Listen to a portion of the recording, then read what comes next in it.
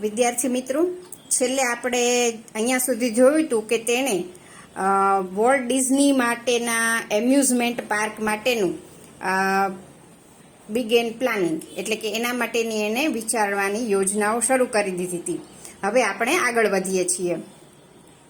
As usual though he infuse all of us with his own enthusiasm એટલે ઉત્સાહ.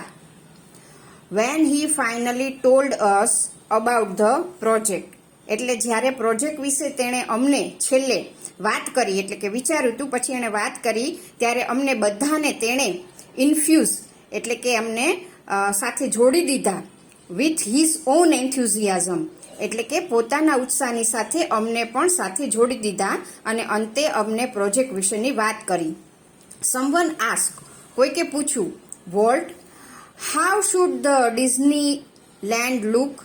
કોઈકે પૂછ્યું કે ભાઈ આ ડિઝનીલેન્ડ છે એ કેવું દેખાવતું હોવું જોઈએ.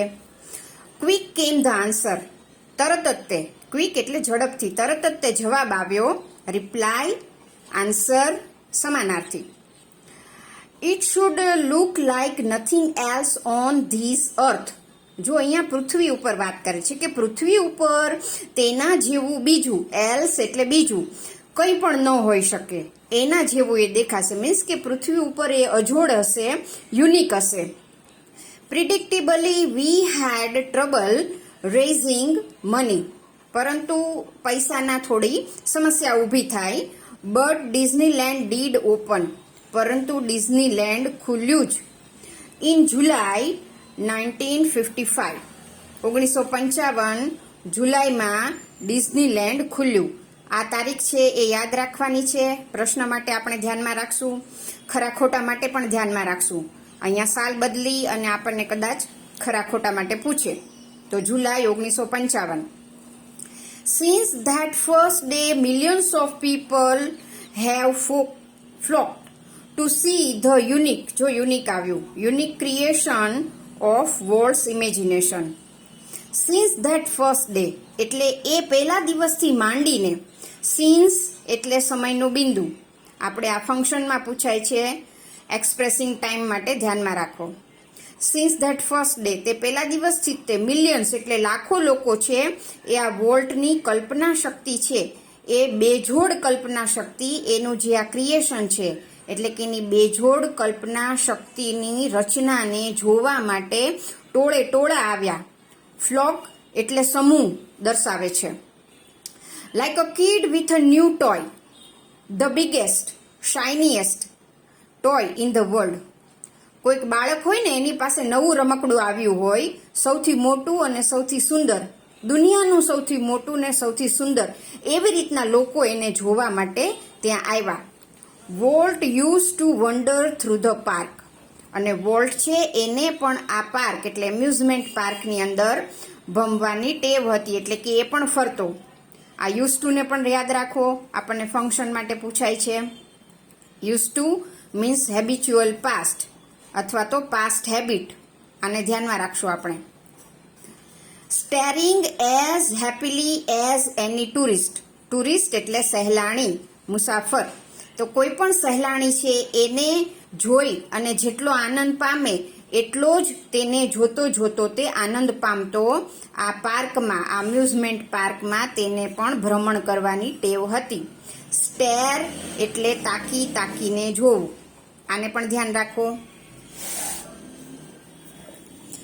The overwhelming success of Walt crazy idea, જો ઇન્ટુ ઇન્વર્ટેડ કોમામાં બતાવ્યું છે, ક્રેઝી આઈડિયા એના એ છે એના માટે એને જે આ સફળતા મળી હતી એના માટેનું એ ઓવરવેલ્મિંગ એવો એના માટે શબ્દ વાપરો છે એટલે કે રાતોરાત બહુ જ તે સફળતા એને મળી ગઈ. એ trigger a dramatic about face in the Disney fortune એટલે કે ડિઝનીના ફોર્ચ્યુનની અંદર એક નાટ્યાત્મક પરિવર્તન લાવે છે.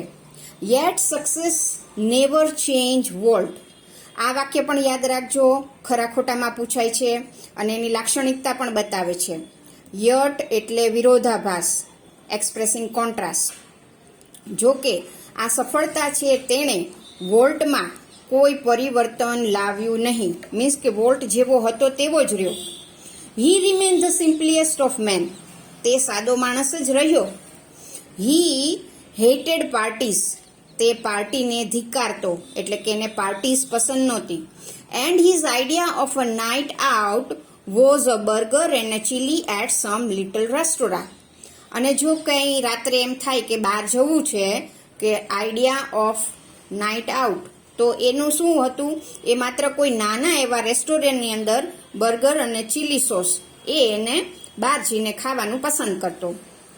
હિઝ ઓનલી એક્સ્ટ્રાવેગન્સ એટલે ધન સંપત્તિ વાપરવી, અહીંયા વધારે પૈસા વાપરવા, એટલે એણે સૌથી વધારે જો પૈસા વાપર્યા હોય કે બગાડ્યા હોય તો was a miniature railroad that rain around the grounds of his house. તેણે જો સૌથી વધારે પૈસાનો બગાડ કર્યો હોય અથવા તો પૈસા વાપર્યા હોય, ખર્ચ્યા હોય, તો તે તેના ઘરની આજુબાજુ એક મિનિએચર રેલ રોડ એટલે કે નાની એવી ટ્રેનના પાટા અને ટ્રેન લગાવી હતી. એના જ માટેના સૌથી વધારે ખર્ચો એ વ્યક્તિગત પોતાનો હતો. What do you do with all your money? A friend once ask. એક વખત એક મિત્રએ પૂછ્યું કે આ બધા પૈસાનું તું શું કરીશ? Pointing at the studio. Studio એટલે કે એ જ્યાં પિક્ચર બનાવતા એ એમ્યુઝમેન્ટ પાર્ક હતું તે. પોઈન્ટ એટલે આંગળીથી બતાવવું, એટલે એ સ્ટુડિયો તરફ આંગળી ચીંધીને કહ્યું, વોલ્ટે કહ્યું, I fertilise that field with it. હું આ ફિલ્ડ એટલે કે એ પાર્ક, એ સ્ટુડિયો, એ ડિઝનીલેન્ડ, એને આ પૈસાથી, અહીંયા ઈટ મીન્સ મની, પૈસાથી એને ફળદ્રુપ કરીશ, મીન્સ કે એ બધા પૈસા ફરી પાછા એમાં ને એમાં એ નાખશે.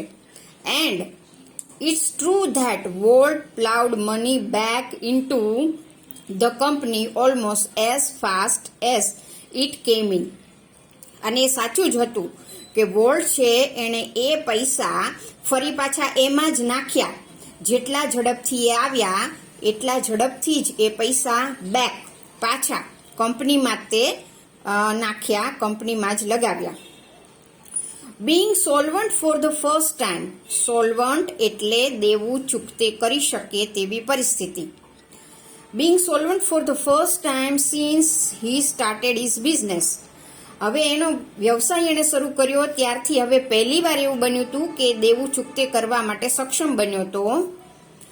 Gave Walt chance to develop other ideas. એ બાબતે વોલ્ટને નવા વિચારોનો વિકાસ કરવા, નવા વિચારો ઉપર વિચારવાનો એને તક આપી. મીન્સ કે હવે એ પૈસાની બાબતમાં હવે સક્ષમ બન્યો હતો, એટલે નવા નવા વિચારો કરવા લાગ્યો. These include the development of mineral kind and alpine-like valley high in the Syria mountain.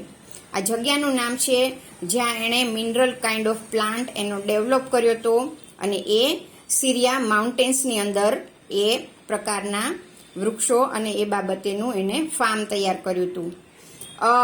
California Institute of Art. આ બીજું, આ પહેલો પ્રોજેક્ટ, આ બીજો project California Institute of Arts, એટલે કે અહીંયા એને પૈસા લગાવવાનું શરૂ કર્યું હવે. For which he donated the land and the several millions money. એટલે કેલિફોર્નિયા ઇન્સ્ટિટ્યૂટ ઓફ આર્ટ એણે શરૂ કરી, એના માટે પણ એણે લેન્ડ એટલે જમીન અને પુષ્કળ મિલિયન્સ એટલે લાખો ડોલર પણ એણે દાનમાં આપ્યા. ડોનેટેડ એટલે દાન કરવું, મીન્સ કે એને પૈસા આ બે વસ્તુમાં રોક્યા. એન્ડ અને ત્રીજું, મોસ્ટ એમ્બિશિયસ ઓફ ઓલ. આ બધામાંનો સૌથી મહત્વકાંક્ષી એવો પ્રોજેક્ટ, $100 million ડિઝની વર્લ્ડ.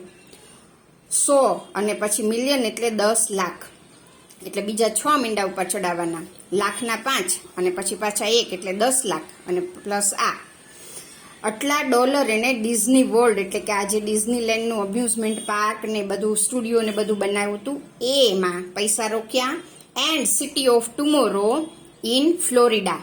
અને ફ્લોરિડાની અંદર પણ એક સિટી ઓફ ટુમોરો એ પણ પ્રોજેક્ટ એણે તૈયાર કર્યો. તો આ 4 પ્રોજેક્ટ છે જે એને પછી બનાવ્યા અને પુષ્કળ પૈસા એમાં રોક્યા. ટ્રેજિકલી, પરંતુ દુઃખની બાબત એ હતી, in the midst of all these activities, Walt was stricken stricken with this fatal illness. Fatal એટલે અસાધ્ય, જેને ઈલાજ ન હોય તેવું, અને ઇલનેસ એટલે બીમારી. પરંતુ દુઃખની વાત એ હતી કે આ બધી એક્ટિવિટીની વચ્ચે, પ્રવૃત્તિઓની વચ્ચે વોલ્ટ છે એક અસાધ્ય બીમારીમાં સપડાયો. આઈ મીન્સ રોય, એનો ભાઈ. I heard him refer to this cruel blow only once. મેં તેને આજે એને નિર્દયી ફટકો લાગ્યો તો, મીન્સ કે એની બીમારી હતી એના વિશે વાત કરતો એકવાર જ સાંભળ્યો હતો. અને એમાં શું કીધું હતું એણે? Whatever it is I have got, he told me. તેણે મને કહ્યું કે મને જે કંઈ પણ મળ્યું છે, મીન્સ કે આ રોગ, ડોન્ટ ગેટ ઇટ, કોઈને તે ન મળો. મીન્સ કે એ એટલો સારો હતો કે બીજાઓ વિશે પણ સારું વિચારતો. એણે કીધું કે મને જે આ તકલીફ થઈ છે એવી તકલીફ કોઈને ન થાવું. I visited him in the hospital the night before he died. તે મૃત્યુ પામ્યો તે પહેલાની આગલી રાત્રે હું તેને હોસ્પિટલમાં મળવા ગયો હતો. ઓલ્ધો ડિસ્પરેટલી ઇલ, ડિસ્પરેટલી મીન્સ સિરિયસલી, ગંભીરતાપૂર્વક, અને ઓલ્ધો એ આપણું ફંક્શન બતાવે છે, વિરોધાભાસ, બરોબર, એક્સપ્રેસિંગ કોન્ટ્રાસ્ટ. ઓલ્ધો ડિસ્પરેટલી ઇલ, અતિશય ગંભીર રીતે બીમાર હોવા છતાં પણ, he was as full of plans for the future as he had been all his life. આટલો બધો બીમાર હતો છતાં પણ એના જીવન દરમિયાન જે એ વિચારો, નવા નવા પ્લાન્સ માટે જેટલો ભરપૂર હતો, અત્યારે પણ ભવિષ્યના પ્લાન માટે એ એટલા જ નવા નવા યોજનાઓથી ભરપૂર હતો, વિચારતો હતો. Walt used to say that Disneyland would never be finish. Walt છે કાયમ કહ્યા કરતો કે ડિઝનીલેન્ડનો ક્યારેય અંત નહીં આવે. અને સાચી વાત છે ને, આપણે લોકો પણ આજે આટલા વર્ષો પછી પણ એને ખૂબ જ આનંદથી જોઈએ છીએ. એન્ડ ઇટ નેવર વિલ, અને ક્યારે પણ એ ખતમ નહીં થાય. I like to think too, મને પણ તે ગમતું, that Walt Disney influence will never be finish. મને પણ એ ગમશે કે વોલ્ટની આ ડિઝનીલેન્ડની અસર છે એનો ક્યારેય અંત ન આવે. That through these creations future generations will continue to celebrate what he once described as. અને એ પણ સાબિત થાય છે કે ફ્યુચર જનરેશન એટલે કે ભવિષ્યની પેઢી પણ આને સેલિબ્રેટ કરશે, એટલે કે આ ડિઝનીલેન્ડનો આનંદ માણશે કે જેને વોલ્ટે હી વન્સ ડિસ્ક્રાઇબ, એટલે કે વોલ્ટે એનું એક વખત આ રીતના વર્ણન કરેલું હતું. મીન્સ કે ડિઝનીલેન્ડનું એને વર્ણન કર્યું હતું આ રીતના, ઇન્વર્ટેડ કોમામાં આપ્યું છે. ધેટ પ્રેસિયસ એજલેસ સમથિંગ, કંઈક એવું જે કિંમતી છે. Precious means valuable, એજલેસ means Azhar અમર, કે જેનું ક્યારેય મૃત્યુ નથી આવતું. સમથિંગ એટલે કંઈક, એટલે ડિઝનીલેન્ડ કંઈક એવું છે જે કિંમતી છે, અજર અમર છે. ઇન એવરી હ્યુમન બીઈંગ, એટલે કે માણસની અંદર કંઈક રહેલું એવું તત્વ છે જે ડિઝનીલેન્ડ સાથે સરખાવે છે. being which makes us play with children's toy, કે જે માણસોને બાળકની જેમ રમત રમતા શીખડાવી દે છે. એટલે કે માણસની અંદર કંઈક એવું કિંમતી છે, અજર અમર છે, કે જે બાળકના રમકડા સાથે તેને રમતું કરી દે. એટલે કે આ ડિઝનીલેન્ડ પણ કંઈક એવું જ છે. And laugh at silly things, silly એટલે મૂર્ખામી ભરેલી, પણ અહીંયા સમજવાની છે નાની નાની બાબતો, અને નાની નાની બાબતો ઉપર તેને હસતા કરી દે. નો, નાના બાળકો હોય ને એને સાવ નાની નાની વસ્તુઓ ઉપર પણ હસવું આવતું હોય છે. કદાચ આપણને મોટાને એની ઉપર હસવું ન આવે, તો આ ડિઝનીલેન્ડ છે આપણને બાળક જેવા બનાવી દે છે કે જે આવી નાની નાની વસ્તુઓ ઉપર પણ આપણને હસાવી દે. And sang in the bathtub and dream, અને જાણે કે બાથ ટબની અંદર નાતા નાતા ગીતો ગાતા કરી દે અને સ્વપ્ન જોતા પણ આપણને કરી દે. તો અહીંયા આપણો આ પાઠ પૂરો થાય છે. આના પ્રશ્નો છે એ તમારે લખવાના છે. હવે પછીના પીરિયડમાં પાછા આપણે લેક્ચરમાં આગળ મળશું.